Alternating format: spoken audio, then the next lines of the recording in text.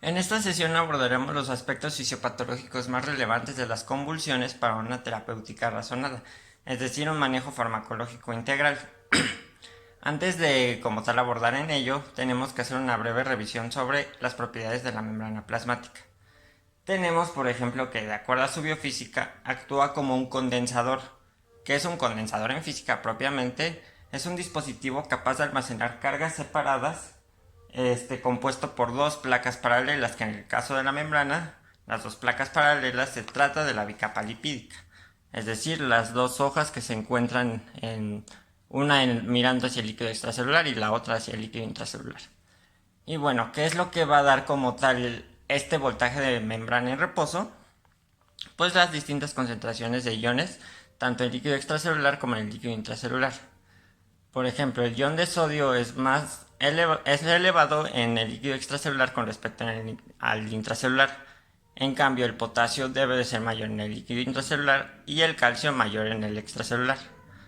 Lo que también va a brindar la negatividad dentro del citoplasma van a ser proteínas celulares como tal, tienen aminoácidos que se componen como tal con cargas negativas.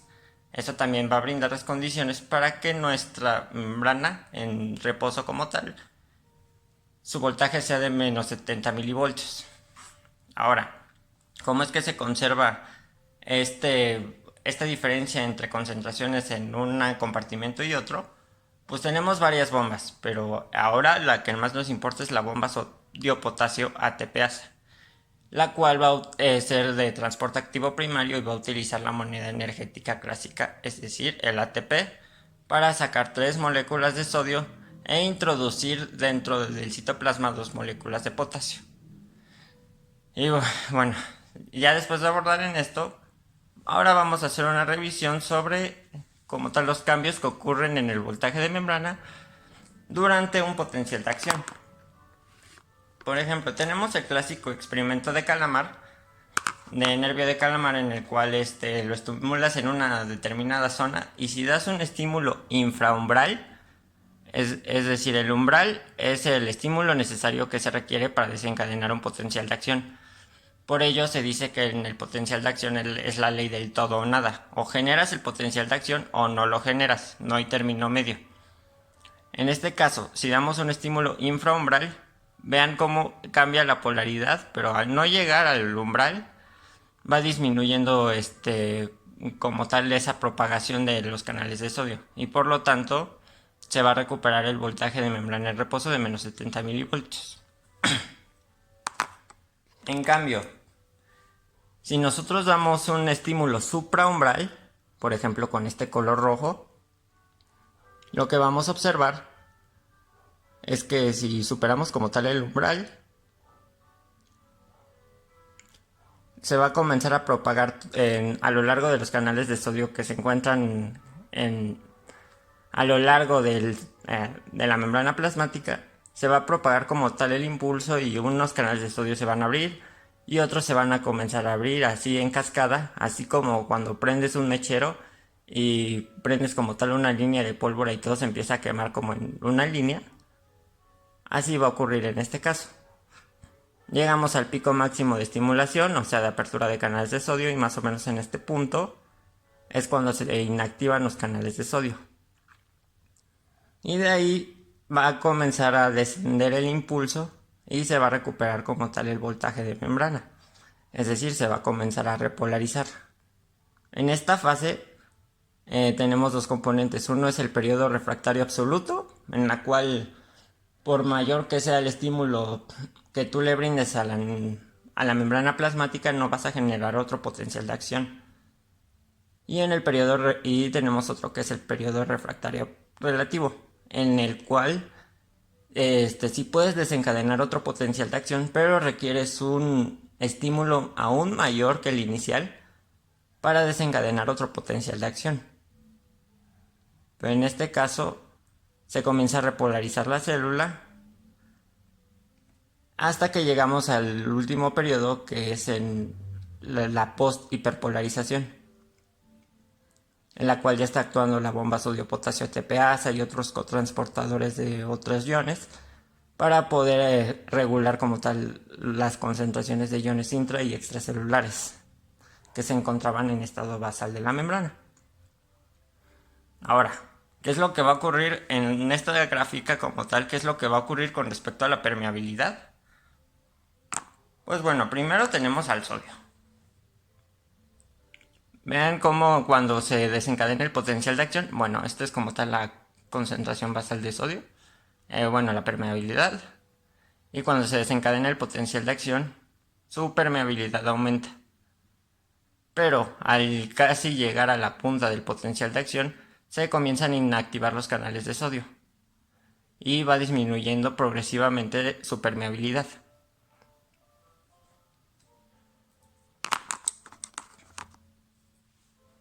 En cambio, con respecto al potasio, al inicio no va a ser como tal tan evidente su cambio en la permeabilidad a través de la membrana plasmática.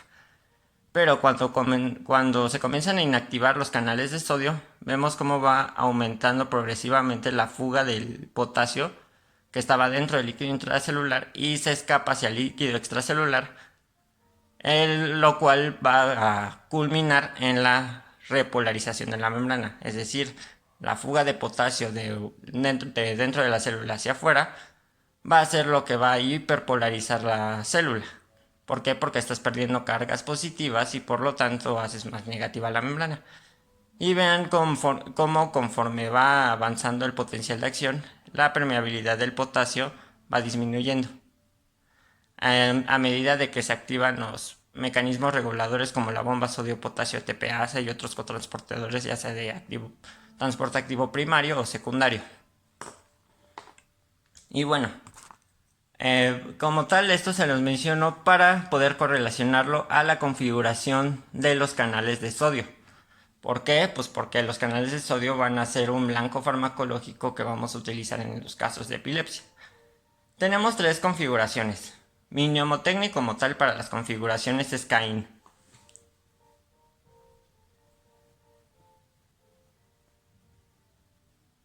Caín como el personaje bíblico que mató a su hermano, Abel.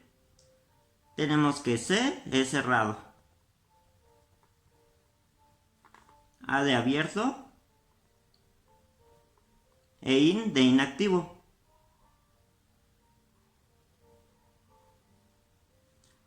¿A qué va a corresponder la configuración cerrada? Al potencial de membrana en reposo.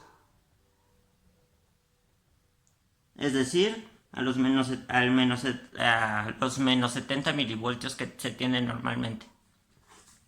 ¿A qué va a corresponder la configuración abierta? Pues a la despolarización.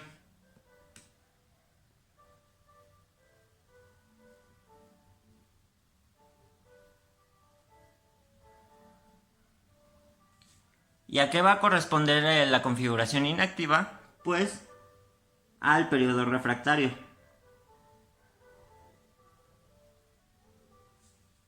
Aquí tenemos como tal un esquema en la cual tenemos los tres canales de sodio en sus distintas configuraciones.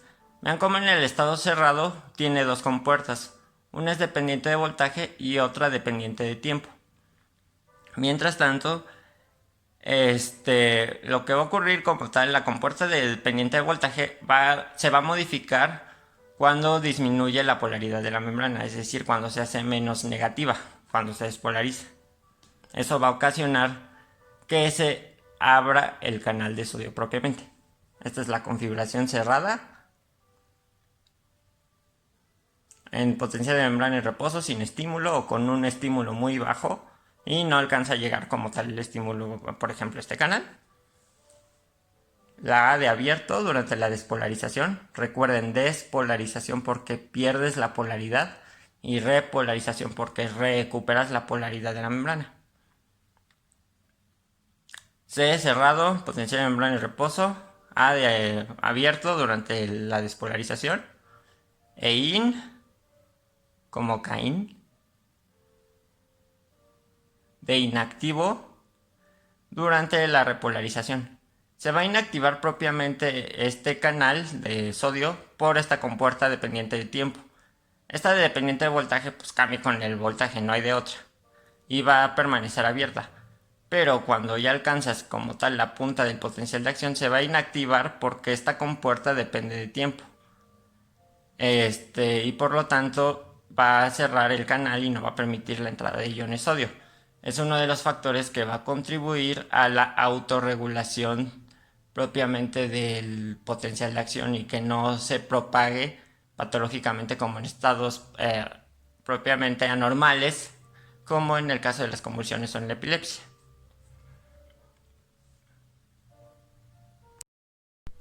Y bueno, ya que revisamos los aspectos con respecto a la biofísica de la membrana más relevantes para la intervención terapéutica, ahora vamos a aclarar el término convulsión y el término epilepsia, porque no es lo mismo. Ahora, se define una convulsión como la presencia de síntomas o signos transitorios, focales o generalizados debido a una actividad neuronal cerebral anómala, excesiva o sincrónica. Es decir, hay una hiperexcitabilidad anormal de circuitos neuronales que van a ocasionar el cuadro clínico correspondiente a la entidad. Ahora, una convulsión tiene dos orígenes. Puede ser tanto provocada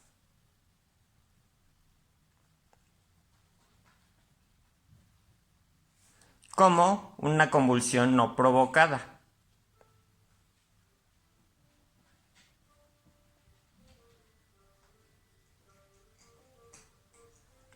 Ahora, entre las convulsiones provocadas tenemos varias causas como tal, por ejemplo, las metabólicas como hipocalcemia, hipernatremia, hiponatremia, hipoxia, hipoglucemia o insuficiencia renal aguda. Es decir, provocadas metabólicas.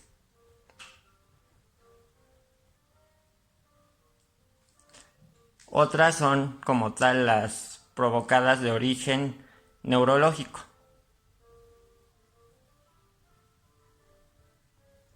como traumatismos craneoencefálicos, neoplasias, hematomas, procesos isquémicos, entre neuroinfecciones, entre otras etiologías posibles.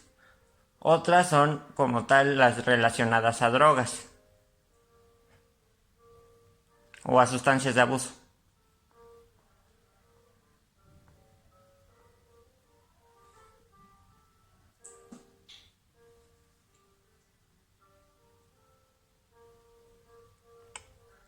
Hay de dos tipos, ya sea por un síndrome de abstinencia a depresores del sistema nervioso central, como el etanol o como la adicción a las benzodiazepinas. Su síndrome de abstinencia te puede ocasionar convulsiones. O bien por intoxicaciones con drogas, sobre todo con actividad estimulante del sistema nervioso central. Y por último, tenemos las relacionadas de origen endocrino.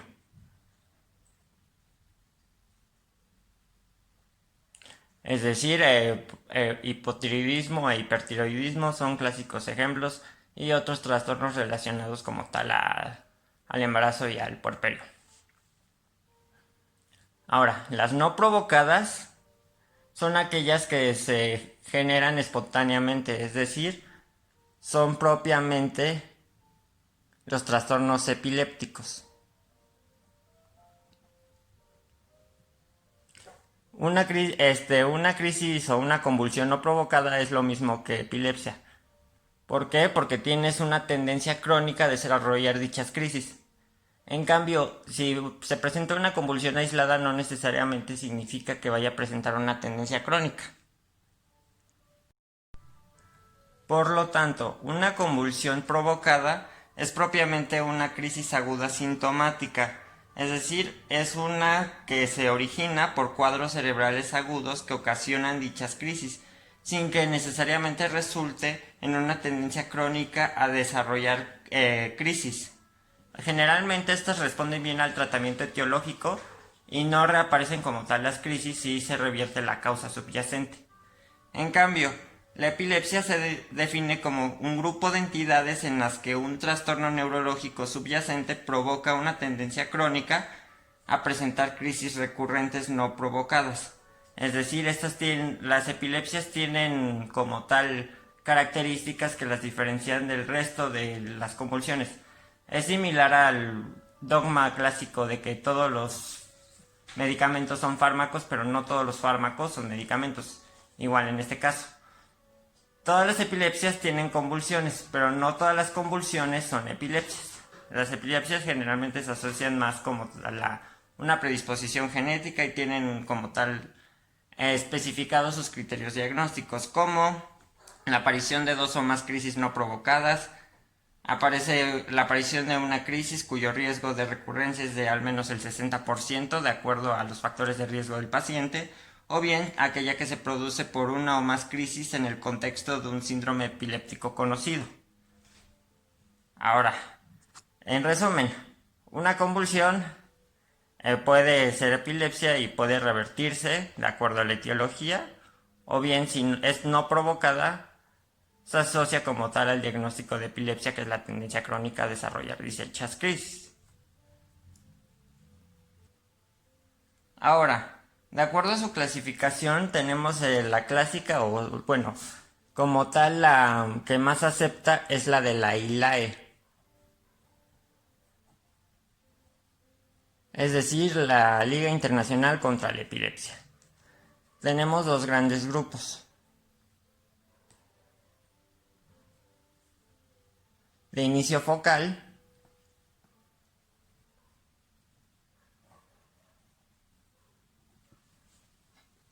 e inicio generalizado.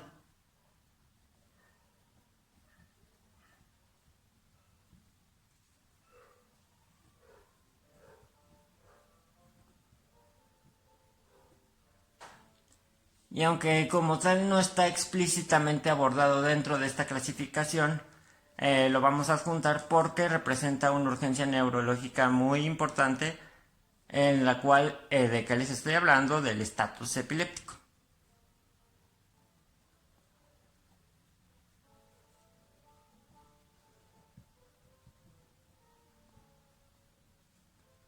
Ahora, una crisis de inicio focal, tenemos 2 grandes grupos principales que dependen de como tal la pérdida del estado de alerta o la conservación del estado de alerta. Es decir, inicio focal alerta, antes denominada como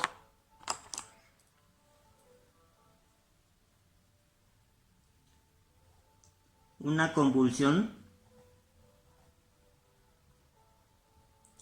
parcial o focal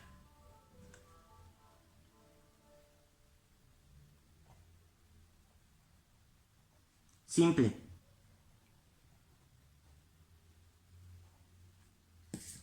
En cambio, si hay una alteración en el estado de alerta, se dice que es de inicio focal con alteración de la alerta. Así de simple.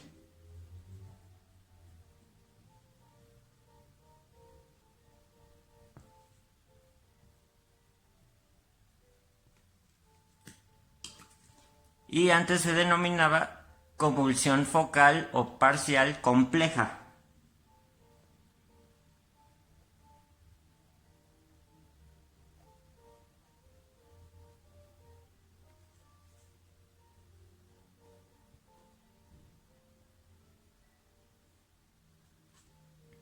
Ahora, el inicio focal también se va a clasificar de acuerdo a si hay alteraciones motoras o no motoras.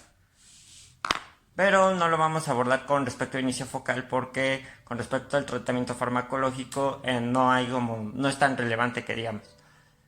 En cambio, inicio focal tiene otro subtipo que ocurre cuando se deja progresar la historia natural de la enfermedad en pacientes que tienen crisis focales, es decir,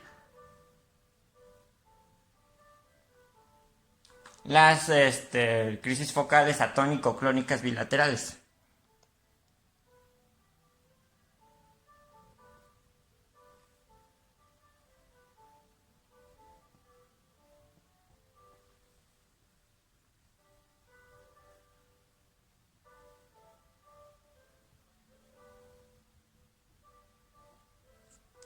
Antes a esta se le denominaba crisis parcial o crisis focal secundariamente generalizada.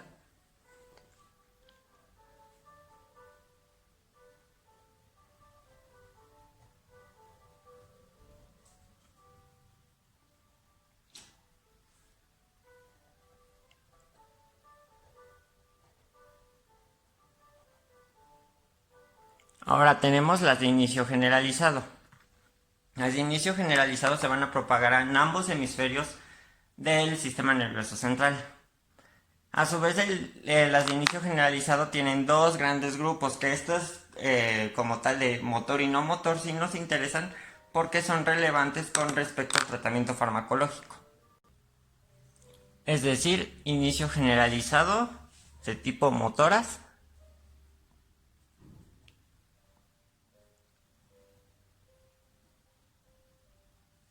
o no motoras.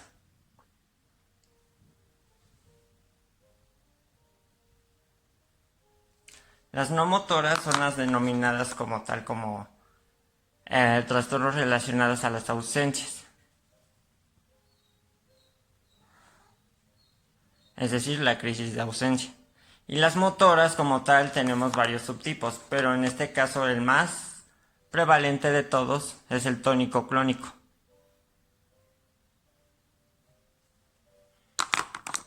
El más prevalente es el tónico clónico.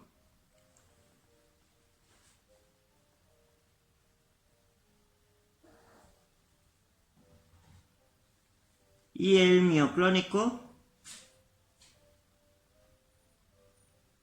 de acuerdo a nuestro temario. En cambio, de las no motoras, de las crisis de ausencia, tenemos la crisis de ausencia típica, la típica con movimientos del párpado, entre otros subtipos. Y por último, el estatus epiléptico.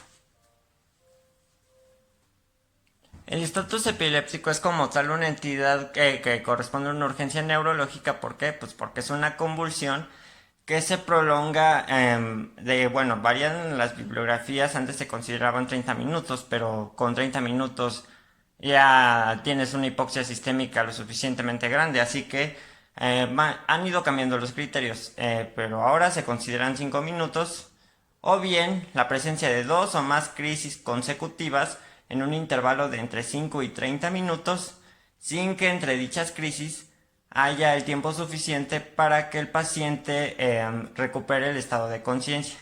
Es decir, va recurriendo a estas crisis y por lo tanto va generándose daño neuronal y puede desencadenar como tal la muerte por hipoxia sistémica, por la contracción sostenida de los músculos respiratorios.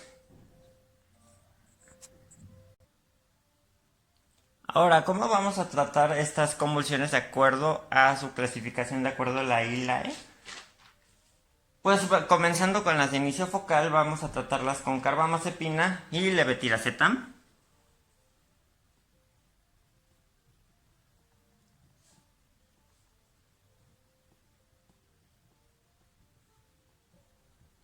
Ya sea con alteración del estado de alerta o con alerta conservada. En cambio, las crisis parciales complejas o bien con las crisis focales con alteración del estado de alerta, las vamos a tratar con fenitoína y ácido valproico.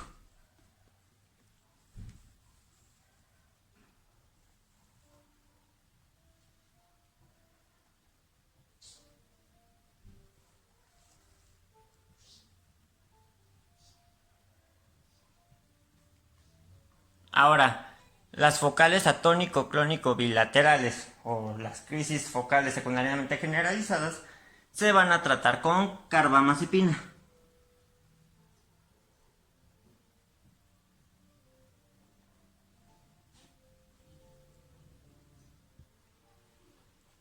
En cambio, las de inicio generalizadas, ya sean motores tónico-clónicas, las motores tónico-clónicas se van a tratar con carbamazepina, fenitoína, ácido valproico y levetiracetam. Tónico-clónicos, carba,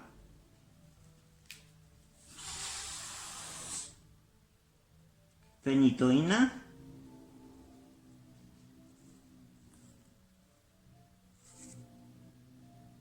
ácido valproico y levetiracetam.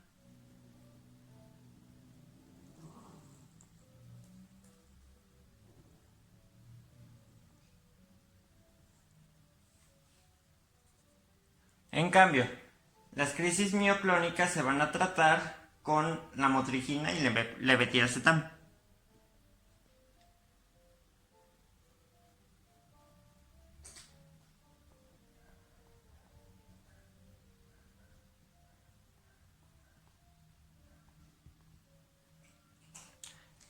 En otro lado voy a poner las ausencias más acá, porque ya no alcanza. Las ausencias.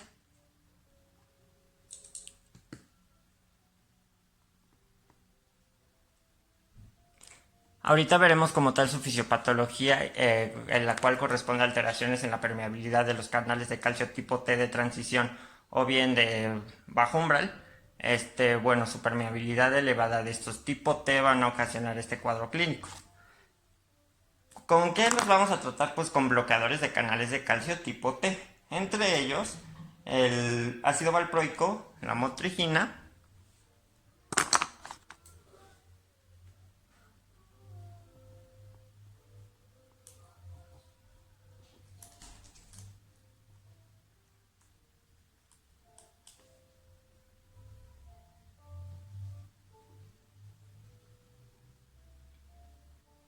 y etosuximida.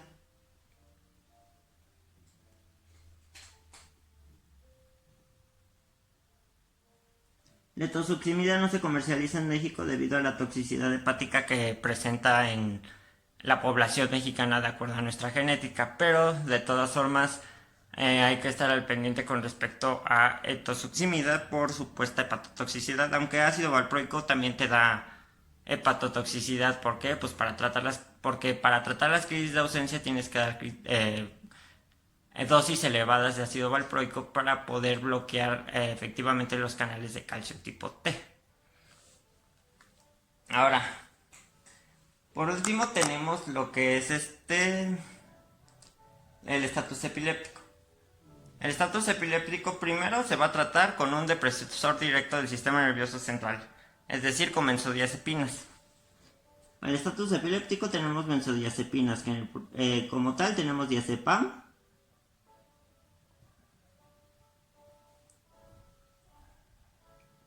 y lorazepam.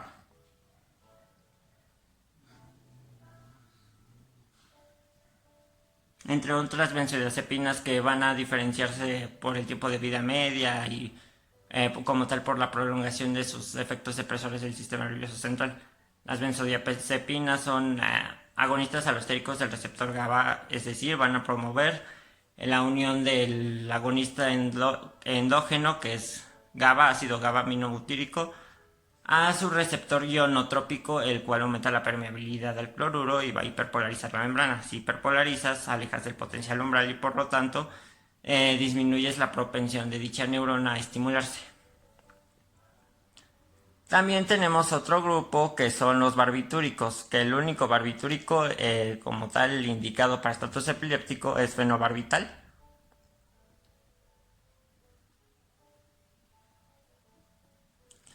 Fenobarbital igual es agonista alostérico del receptor GABA, pero actúa en otro sitio.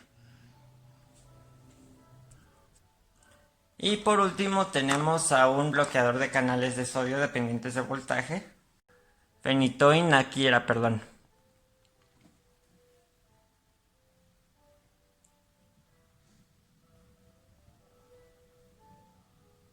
Y después de haberlo estabilizado con un depresor del sistema nervioso central, ahora lo vas a canalizar con fenitoína. ¿Por qué con fenitoína? Pues porque como tal va a disminuir la propensión a seguir presentando la recurrencia de crisis de tipo estatus epiléptico. ¿Y cómo es que se va a hacer esto? Bueno, primero das una dosis de carga, que es una dosis elevada, y de ahí das una dosis de impregnación. Una dosis de carga es más elevada y la dosis de impregnación es una dosis o concentración menor. ¿Por qué se le da una dosis de carga? Pues porque recuerden que para que un fármaco se presente en concentración en estado estable, deben de pasar 5 vidas medias, pero en un estatus epiléptico tú no tienes tiempo. Por ejemplo, das fenobarbital en dosis normales, aquí, y decae. Vuelves a dar la dosis, aquí, decae. Pasa una tercera vida media, aquí, decae. Cuarta vida media, quinta vida media se estabiliza la concentración hasta llegar en concentración en estado estable, es decir, que sea constante la concentración mínima y la concentración máxima dentro de la ventana terapéutica o intervalo terapéutico. Esta es una curva de farmacocinética, tiempo con respecto a concentración plasmática. Y estas son las concentraciones seguras para el paciente. La que está arriba es la dosis tóxica o la dosis máxima tolerada y la dosis mínima eficaz. Si se dan cuenta, si lo das en dosis normales, requieres las 5 vidas medias para la concentración en el estado estable. Pero aquí, como se trata de una urgencia neurológica, tú lo tienes que estabilizar inmediatamente con fenitoína. Bueno, primero con un depresor, después con fenitoína. Por ello, dosis de carga a una concentración más elevada para llegar rápidamente a la concentración en estado estable. Ya de ahí la dosis de impregnación, ya sea por infusión o por lo que tengas disponible de acuerdo al sector salud o de acuerdo al hospital en donde te encuentres, pues la dosis de impregnación como tal te va a permitir que se mantenga como tal estable la concentración, sin que necesariamente tengas que esperar las 5 vidas medias pasadas. Es decir, fenitoína para estatus epiléptico, dosis de carga, una concentración elevada, llegas a ventana terapéutica, dosis de impregnación, una dosis más baja, para que te conserves dentro de la ventana terapéutica y no haya cambios como tal, no haya cambios que como tal eleven la concentración plasmática del fármaco y que generes como tal toxicidad y puedas alcanzar rápidamente concentraciones terapéuticas efectivas. Fisiopatológicamente hablando, ¿por qué nos va a generar como tal una convulsión? ¿Por qué se genera? Bueno, se necesitan 3 condiciones para que se genere una convulsión, ya sea en un foco epileptógeno o ya sea generalizado. Uno de ellos es la presencia de canales de sodio anormalmente hiperexcitables o neuronas como tal, un conjunto de neuronas hiperexcitables. Neuronas anormalmente excitables o hiperexcitables. El segundo factor que se requiere como tal es la disminución de la inhibición circundante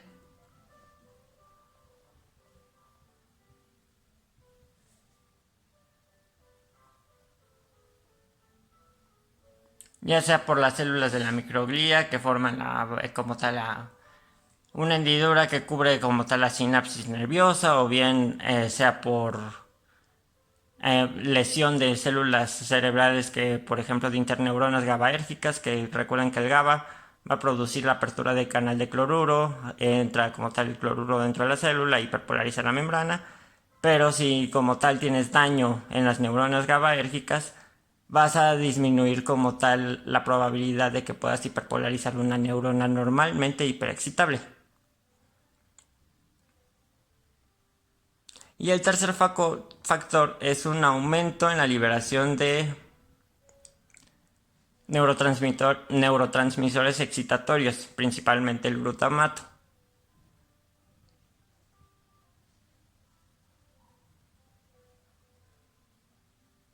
De la inhibición circundante de GABA.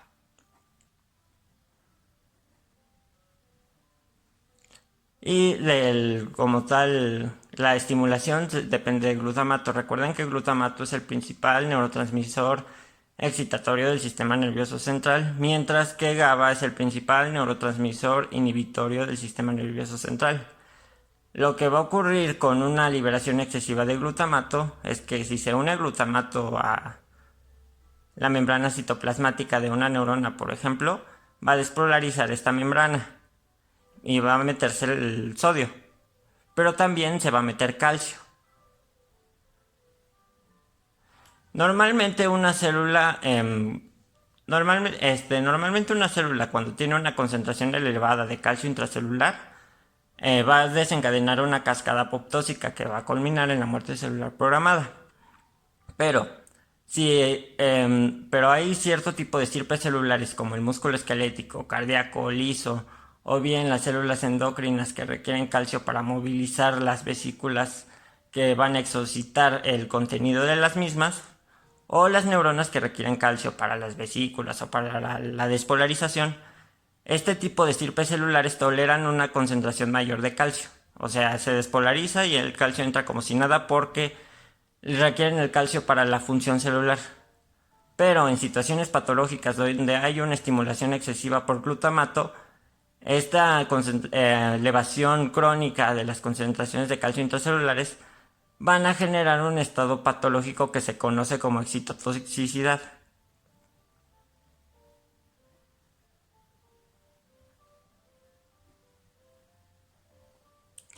En la cual estas concentraciones elevadas de calcio van a llegar a un umbral a tal punto de que van a desencadenar la cascada apoptósica. Generalmente estas neuronas especiales que requieren calcio expresan ciertos genes que los protegen de la cascada apoptósica, pero cuando se eleva crónicamente el calcio intracelular se van a expresar, se dejan de expresar estos genes protectores y se expresan otros que participan en la vía del, como tal, la apoptosis. Por ejemplo, las protectoras tenemos la de las mapsinasas y las, como tal, las dañinas participan en la vía de las caspasas que culminan como tal en la muerte celular programada.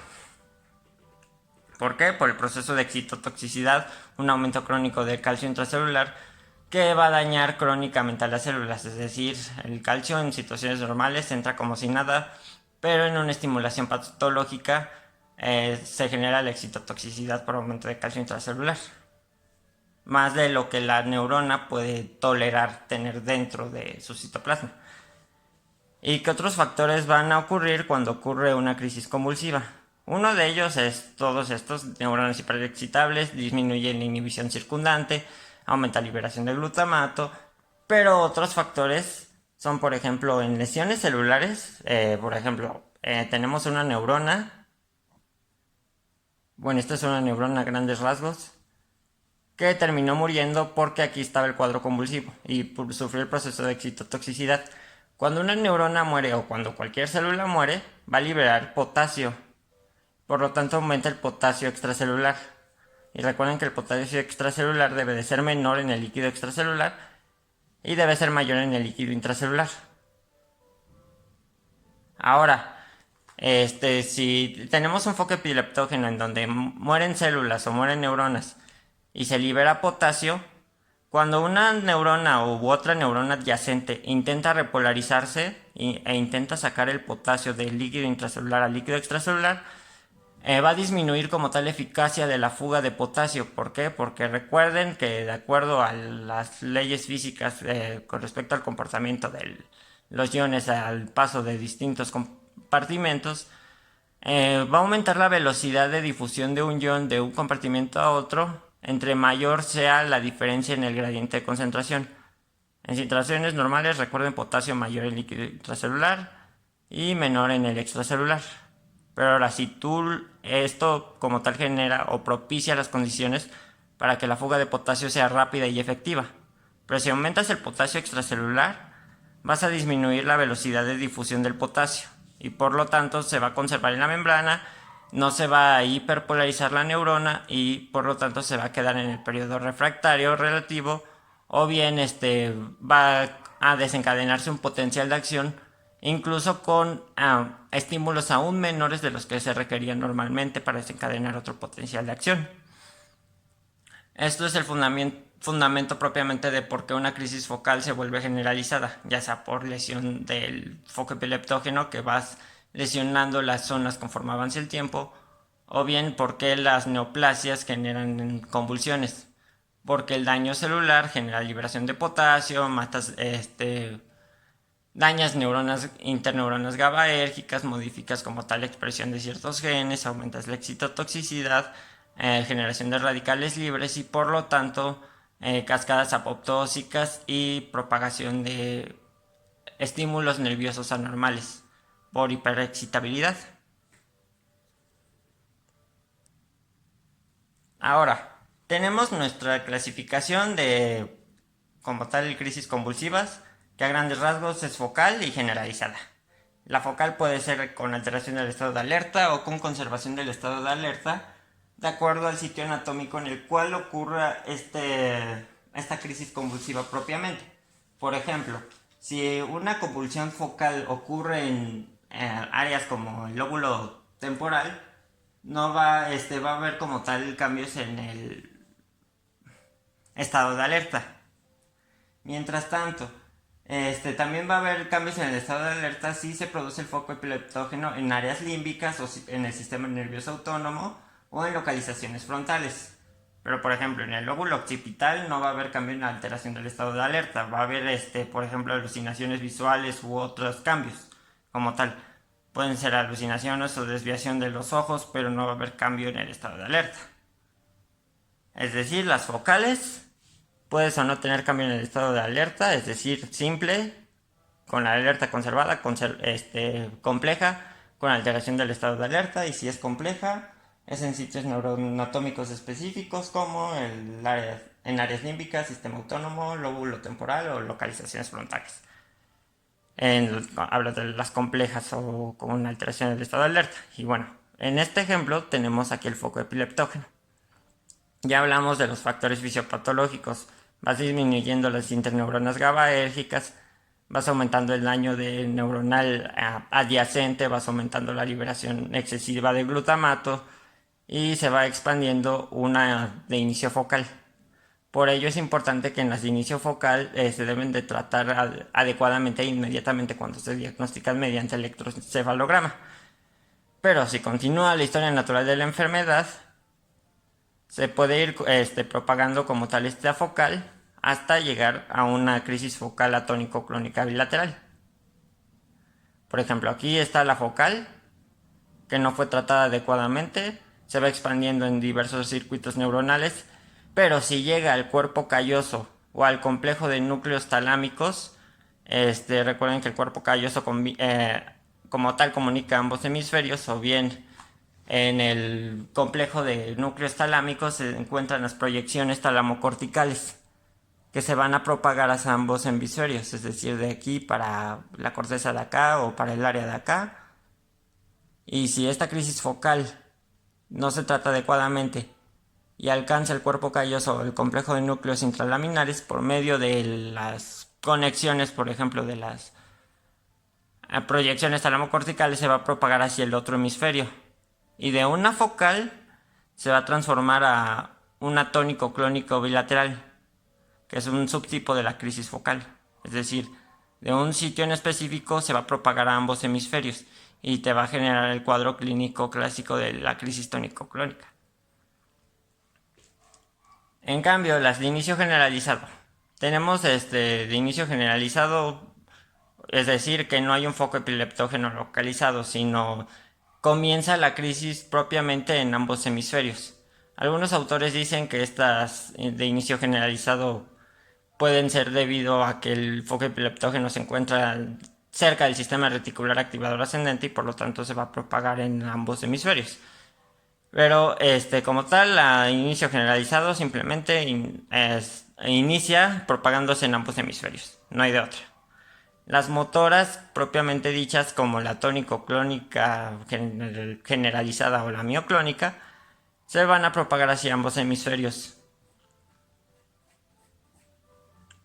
Mientras tanto, las de inicio generalizado de tipo no motor, tenemos el ejemplo clásico de las ausencias. Bueno, las de inicio generalizado motor es la misma fisiopatología anterior. Lesión celular, liberación excesiva de glutamato, hiperexcitabilidad neuronal.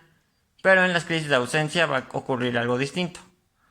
En la crisis de ausencia va a haber una permeabilidad anómala de los canales de calcio tipo T.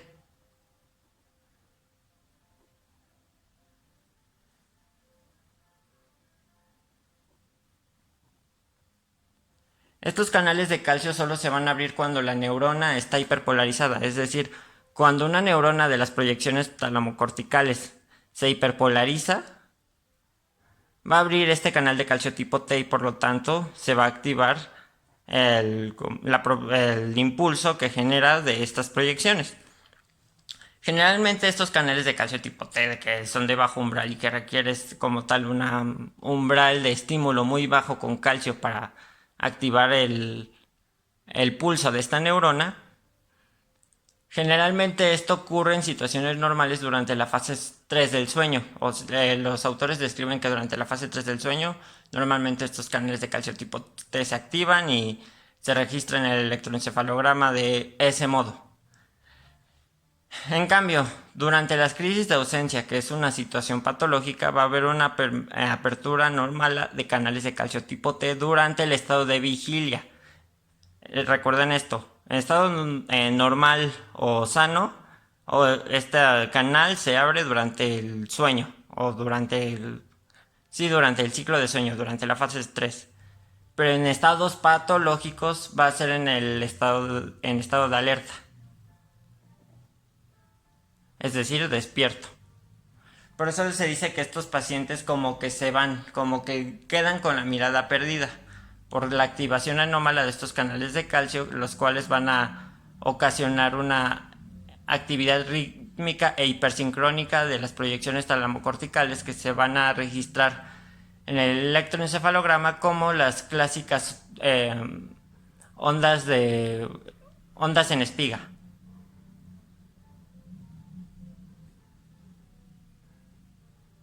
que son de 3 Hz de frecuencia, y estas ondas en espiga se describe que son más o menos similares a las de fase 3 de sueño durante el estado de despierto.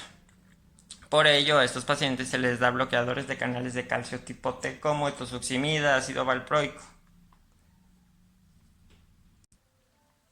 Ya que revisamos estos aspectos fisiopatológicos de las convulsiones, ya sea de inicio focal o de inicio generalizado, ahora la pregunta es, ¿qué blancos farmacológicos vamos a interceder o sobre qué blancos vamos a actuar para poder favorecer la actividad neuronal a modo de que se hiperpolarice la neurona o bien que disminuya la propagación de estímulos despolarizantes anómalos?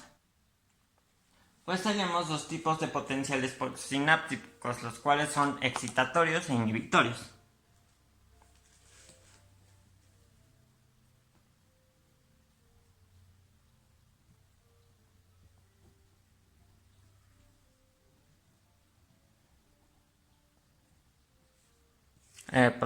Como tal, potenciales excitatorios e inhibitorios.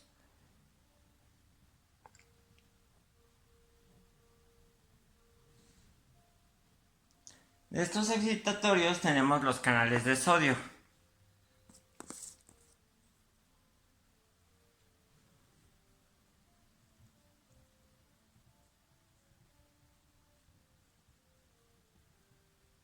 Es decir, estos canales van a propiciar la propagación del impulso nervioso por el efecto de suma temporal y de suma espacial del potencial de acción.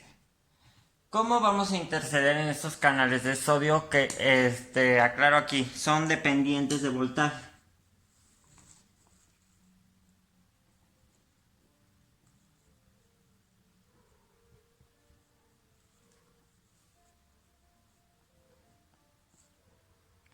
Pues inhibiéndolos durante el estado o el estado conformacional de inactivación. Recuerden que en el estado inactivo no va a haber una permeabilidad hacia el sodio. Y si prolongamos como tal este estado inactivo, vamos a darle una oportunidad a la neurona para que se repolarice y para que recupere su potencia de membrana en reposo. Por lo tanto, no se va a despolarizar en cascada ni hipersincrónicamente ni anormalmente, y por lo tanto un foco epileptógeno o una crisis generalizada no se va a propagar hacia ambos hemisferios. ¿Qué ejemplos tenemos de canales de bloqueadores de canales de sodio dependientes de voltaje? Carbamazepina, fenitoína y ácido valproico. Carbamazepina y fenitoína actúan durante la fase de inactivación rápida.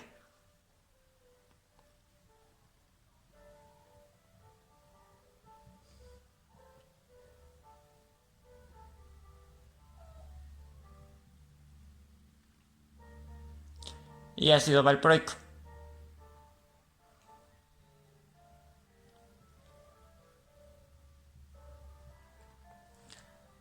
El ácido valproico tiene múltiples como tal mecanismos de acción, y uno de ellos es bloquear los canales de sodio dependientes de voltaje. Y la motrigina. La motrigina los va a inactivar los va a bloquear durante la fase de inactivación lenta.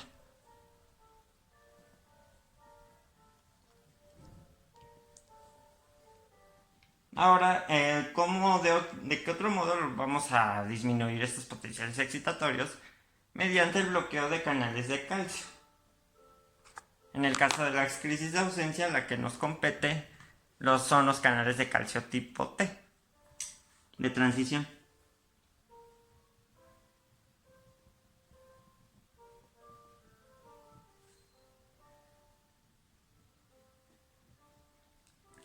¿Qué ejemplos tenemos que sean terapéuticos? Pues bueno, etosuximida,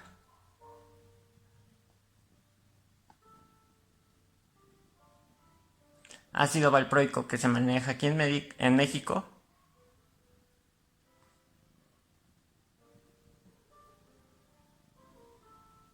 y por último, levetiracetam.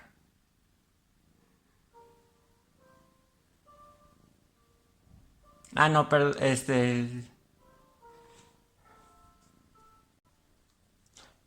Perdón, levetiracetam actúa sobre otro tipo de canales.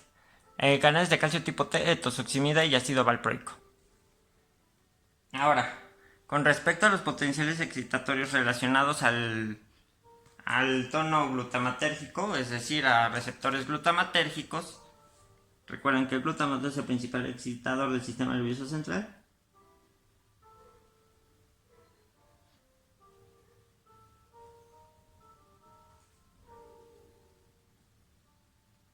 Tenemos dos vías. Uno de ellos es el bloqueo de canales de calcio tipo N presinápticos.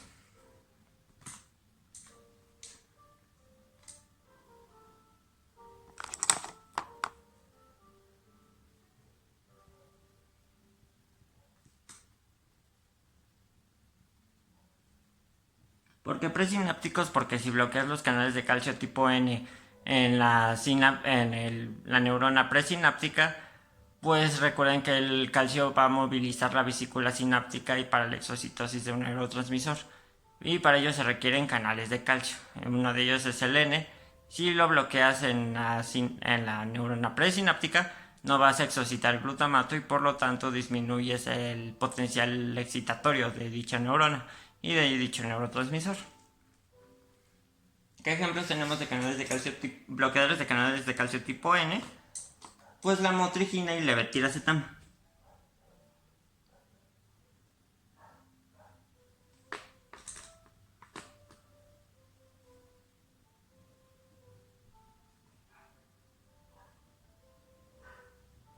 Aunque del levetiracetam no está tan bien descrito como tal el mecanismo de acción, uno de ellos se postula que es el bloqueo de canales de calcio tipo N.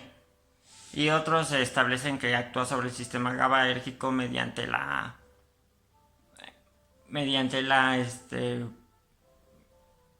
facilitación mediante las vesículas presinápticas de neuronas GABAérgicas de exocitar ácido GABA-aminobutírico dentro de sus vesículas presinápticas mediante la vesícula que es mediante la proteína llamada SVA2. Por lo tanto,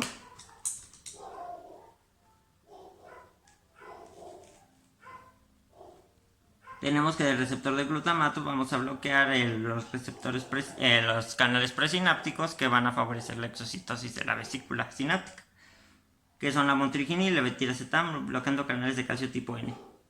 Y potenciales inhibitorios. Uno de ellos se describe que el levetiracetam favorece el tono GABAérgico mediante la unión a SV2A, pero les digo que el mecanismo de acción del levetiracetam aún está en discusión. Solamente lo único seguro es que el levetiracetam actúa sobre SV2A.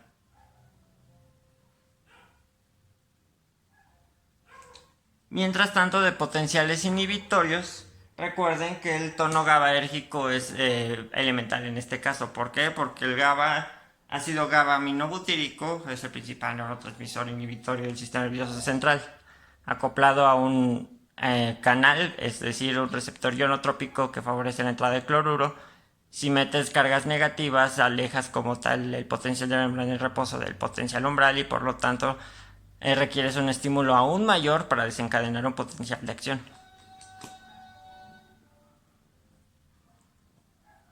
por lo tanto, de potenciales inhibitorios tono GABAérgico.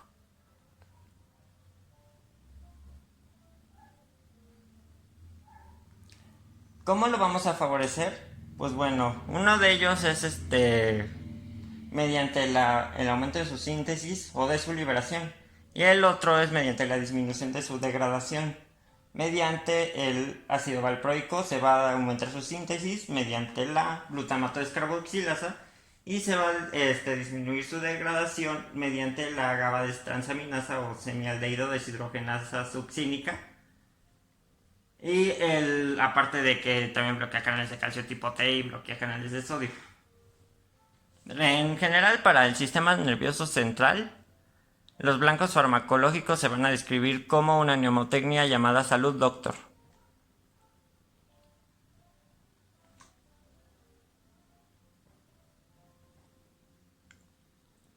Es decir, para fines de mnemotecnia, la R va antes de la D, pero para fines de mnemotecnia es Salud Doctor. Pero recuerden que la D va al último, D de departamental, porque todo el mundo lo deja al último y todo el mundo estudia al último para el departamental. Ahora, S, síntesis, A de almacenamiento, L de liberación, U de unión y R de recaptura, D de degradación. Por eso les digo Salud Doctor, al último la D. Síntesis, vamos a aumentar su síntesis con ácido valproico.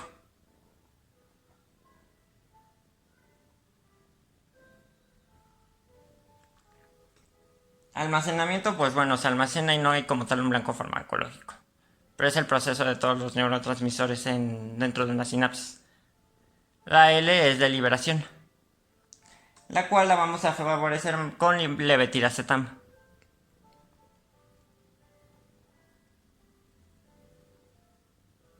Que además de inhibir la liberación del glutamato, también va a favorecer la liberación del tono GABAérgico, bueno, de GABA, de una neurona GABAérgica. La U de unión a su receptor postsináptico. Estos conforman como tal las benzodiazepinas.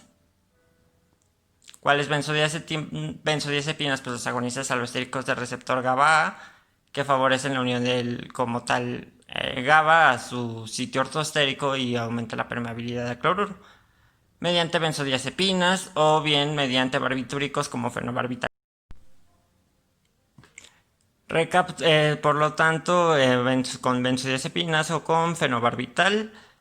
Y la R de recaptura, no tenemos un fármaco como tal que nos favorezca dentro del programa. Y D de degradación, que la vamos a inhibir con ácido valproico.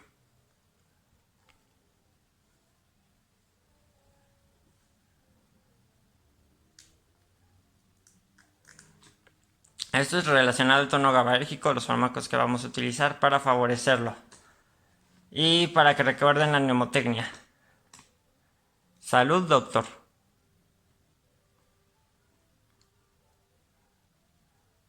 Al último la D porque el departamental va al último. Síntesis. Almacenamiento.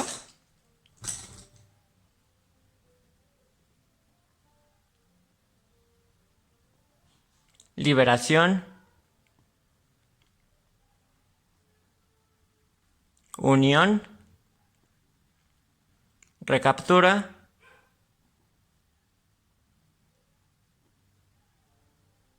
Y degradación.